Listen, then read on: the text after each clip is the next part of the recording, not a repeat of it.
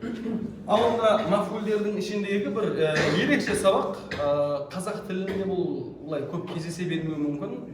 Даже бұл араб тілінің өзінде сендер өмірлерінде бұны кездестіретіндерің де болады, мүлде кездестірмей өмірді өтіп кететіндерің де болады. Өйткені осыдан кейін діни сабақ оқымасаң мүлде кездестірмей өмірді өтіп кетесің ғой. Кездестіретіндерің бар, бірақ кездестіргеннің өзінде бір кітаптан егер де мафулун махқа байланысты сабақ болмаса, оның ішінде бір 2-3 рет қана кездестіріп қалатын шығарсың бәлкім. Бәлкім мүлде кездестірмейсің. Десе де, мафулдердің ішінде араб тілінде тағанда не бар? Мафулун мa'hu деген керемет тақырып бар. Бисмилlah оқы. Мафулун ма деп етістікпен бірге орындалып жатқан қосымша әрекетті айтады. Мысалы, машайту иля ан васалту хадиқата десек, مشيت والشارع الكبير إلى أن وصلت الحديقة. حفظت الدرس والمصباح. Бұл сөйлемдердегі әуелгінің бақшаға жеткенше жаяу бардым десе, сызықтың сол жағында «Вашари'ал кабиро» үлкен көшемен сөздері қосылған. Екінші қатардағы сабақты жаттадым десе, сызықтың сол жағында «Вал-мисбаха» сөзі қосылған.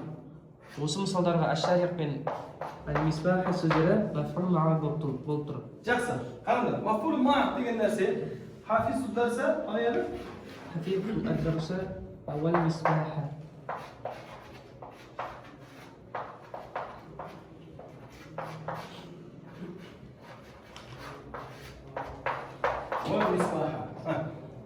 Маф'ул ма'a дегеніміз вау ма'ия харфінен кейін келген мансуб калимаға айтады.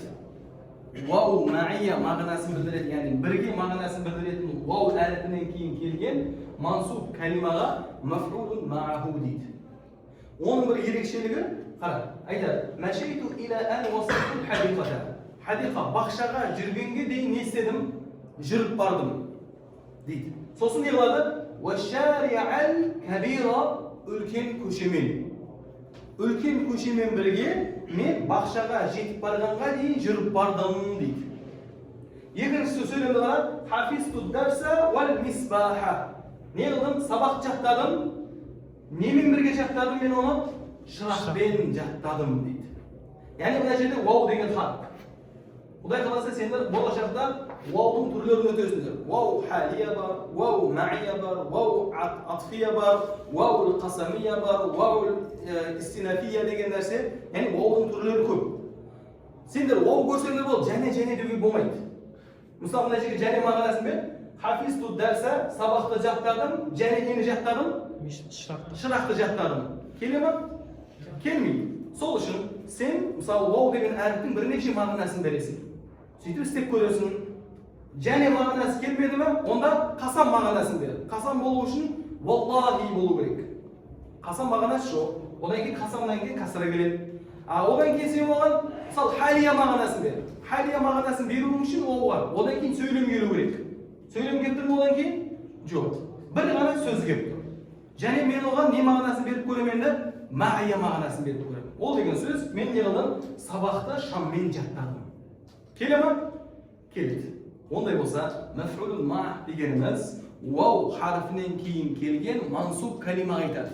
Ол мансуб калима өзінен алдыңғы фиилмен бірге орындалып жатқан мағынасын береді. Мысалы, мен қайда қарай? Бақшаға үлкен көшемен бірге жүріп бардым. Яғни үлкен көшемен бардым. Мысалы, сирту вал жабала деген сөз бар. Сирту вал жабала. Не қылды? Мен таумен бірге жүрдім. Таумен бірге жүріп кеттім. Мен жүрдім, және тау жүрді деп айтпайсың ғой. Таумен бірге не қылдым? Жүріп кеттім. Міне осы жерде вау ма'ия болып, одан кейін келген калима, мансуб калима, ол не болады? Маф'улун ма' болады.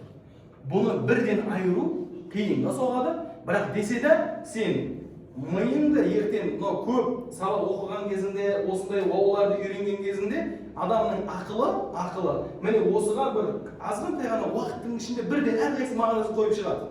Қайсысы дұрыс, соның мағынасын береді.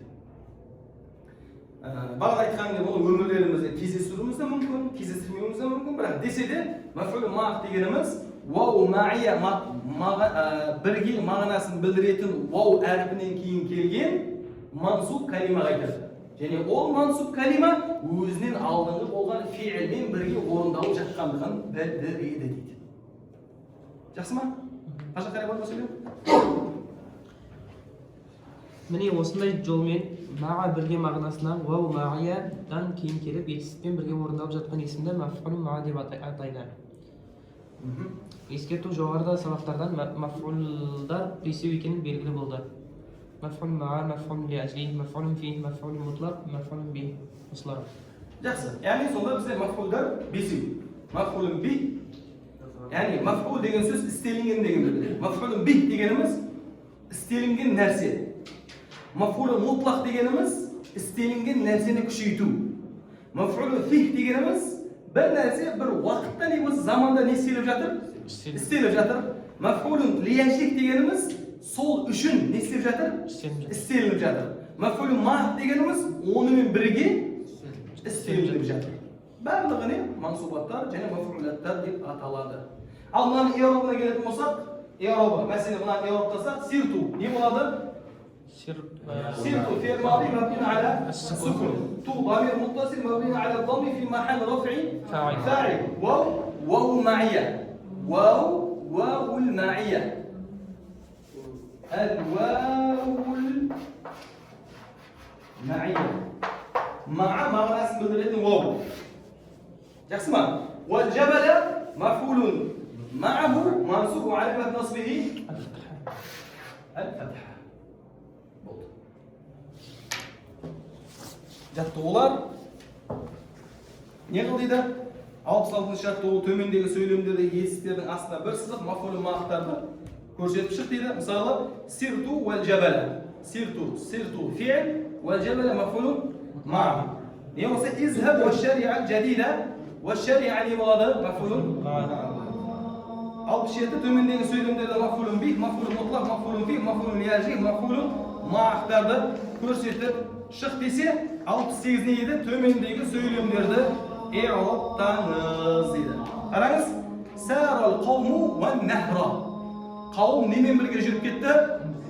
Өзенмен бірге жүріп кетті. Яғни өзенді жағалап жүріп кетті. Сара фи'л мади мабниун аля Сара الفتحة дұрыс па? القوم فاعل مرفوع علامة رفعه الضمة واو المعية والنهر مفعول مع منصوب وعلامة نصبه الفتحة. السلام عليكم ورحمة الله وبركاته.